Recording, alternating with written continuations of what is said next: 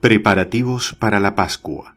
Jueves Santo, el 13 Nisan, equivalente 29 de marzo.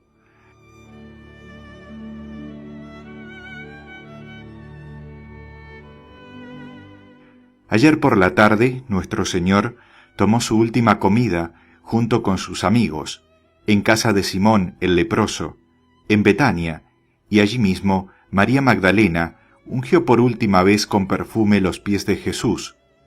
Judas se escandalizó, corrió a Jerusalén y conspiró con los príncipes de los sacerdotes para entregarles a Jesús.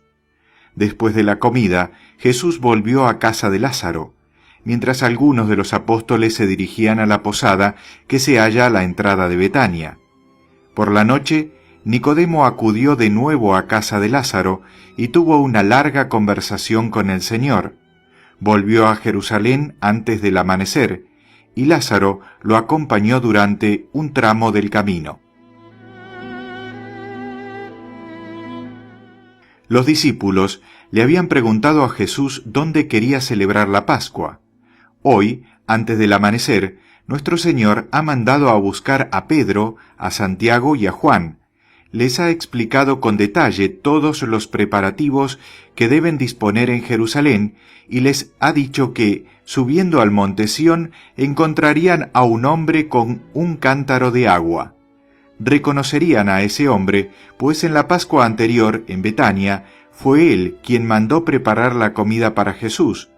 Por eso, San Mateo dice, él les dijo, id a la ciudad a uno y decidle. El Maestro dice, mi tiempo está cerca, en tu casa haré la Pascua con mis discípulos. Después debían ser conducidos por este hombre al cenáculo y allí hacer los preparativos necesarios. Yo vi a los apóstoles subir a Jerusalén por una quebrada al sur del templo y al norte de Sión.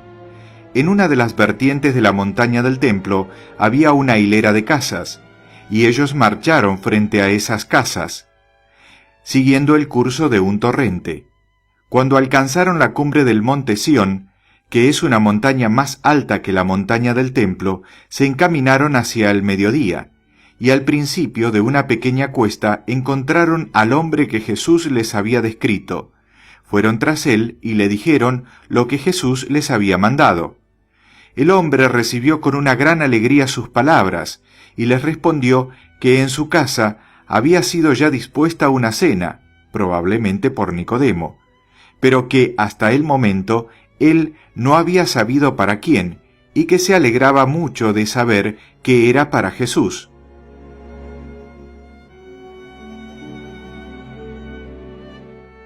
El nombre de este hombre era Elí, cuñado de Zacarías de Hebrón, en cuya casa Jesús había anunciado el año anterior la muerte de Juan el Bautista. Elí tenía únicamente un hijo que era levita y amigo de San Lucas. Antes de que éste fuese llamado por nuestro Señor, y 5 hijas, todas ellas solteras. Todos los años acudía a la fiesta de Pascua con sus sirvientes, alquilaban una sala y preparaba la Pascua para todos aquellos que no tuvieran amigos con quienes hospedarse en la ciudad. Ese año había alquilado un cenáculo propiedad de Nicodemo y José de Arimatea.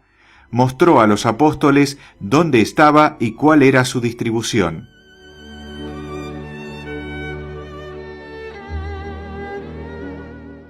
Del lado sur del monte Sión, no lejos de las ruinas del castillo de David y del mercado que asciende hacia el castillo hacia el este, hay una antigua y sólida edificación con frondosos árboles, en mitad de un espacioso patio amurallado. A ambos lados de la entrada se ven otras construcciones añejas, sobre todo a la derecha, donde está la morada del sirviente principal, y pegada a esta, la casa en que la Santísima Virgen y las santas mujeres pasaron más tiempo después de la muerte de Jesús.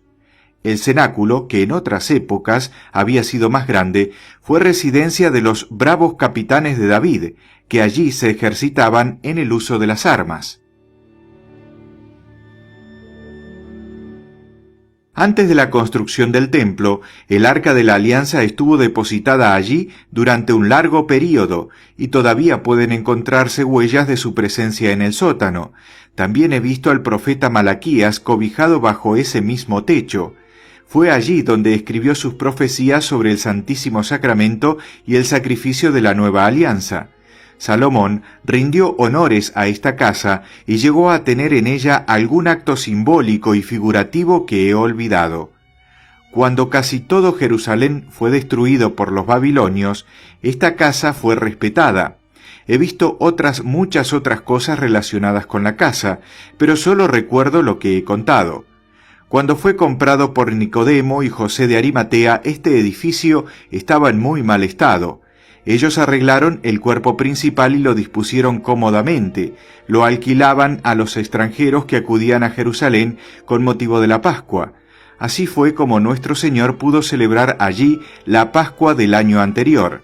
Además, la casa y sus dependencias se utilizaban como almacén de estelas, monumentos y otras piedras, y también como taller para los obreros.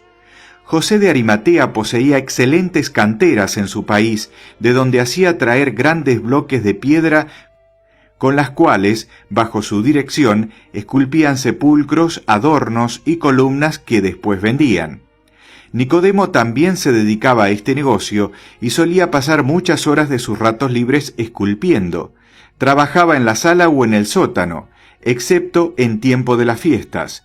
Su trabajo lo había llevado a conocer a José de Arimatea, de quien se había hecho amigo. A menudo habían llevado a cabo juntos alguna empresa. Esa mañana, mientras Pedro y Juan hablaban con el hombre que había alquilado el cenáculo, vi a Nicodemo en la casa de la izquierda del patio, donde habían sido colocadas muchas piedras que impedían el paso al cenáculo. Una semana antes vi a varias personas trasladando las piedras de un lado a otro, limpiando el patio y preparando el cenáculo para la Pascua. Entre ellos me pareció ver a algunos discípulos, quizás Aram y Temeni, los primos de José de Arimatea.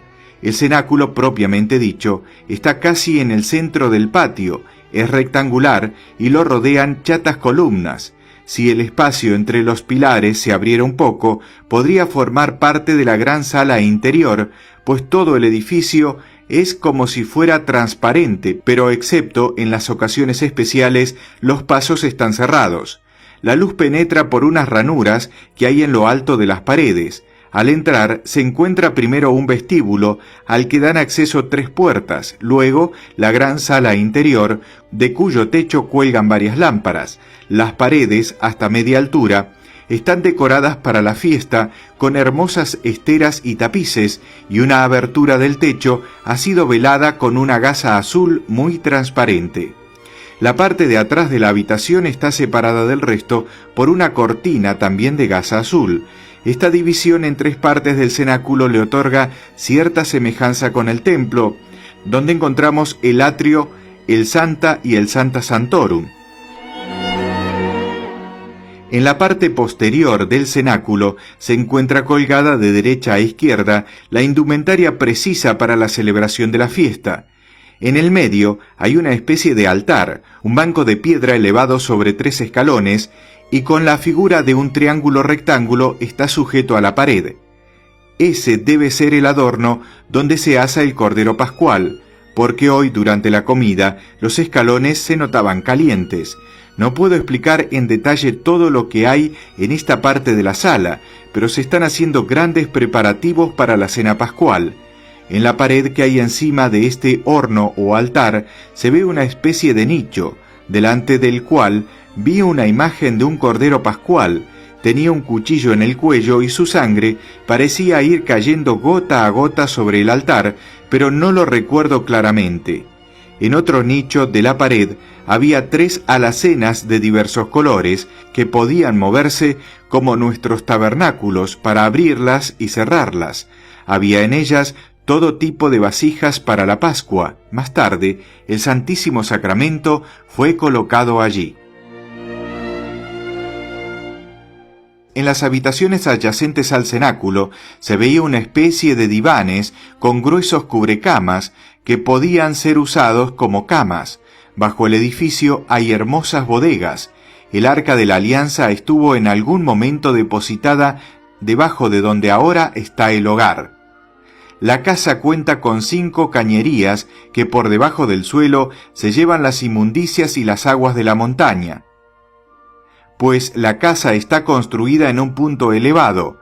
En esa casa he visto a Jesús orar y hacer milagros. Los discípulos también se quedaban con frecuencia a pasar la noche en las salas laterales.